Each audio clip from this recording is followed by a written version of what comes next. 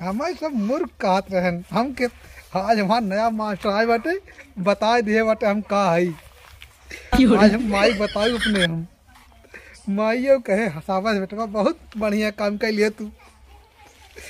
आज हमार नाम हो गवा हमार नाम हो गवा। ए माई माई कहाँ बाटे यहाँ आवा आग माई कहाँ माई कहा रहूँ कि हम हमारे कुछ ना होते आज नया मास्टर आए रहे। हाँ। कहाँ बेटवा तू एकदम फूल है यार। हम बहुत खुश हो गए। अरे फूल कैसे है भैया तू तो मनाई है ना ही कहा तू बेटवा बहुत फूल है।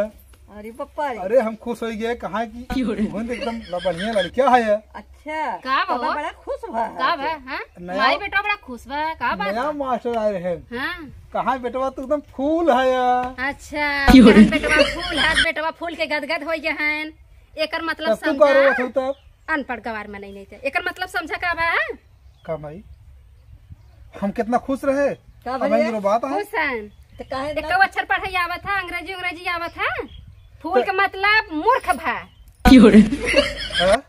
जा रखा बस्ता काम करा हैं फूल के गदगद हो गए ना फूल हो गए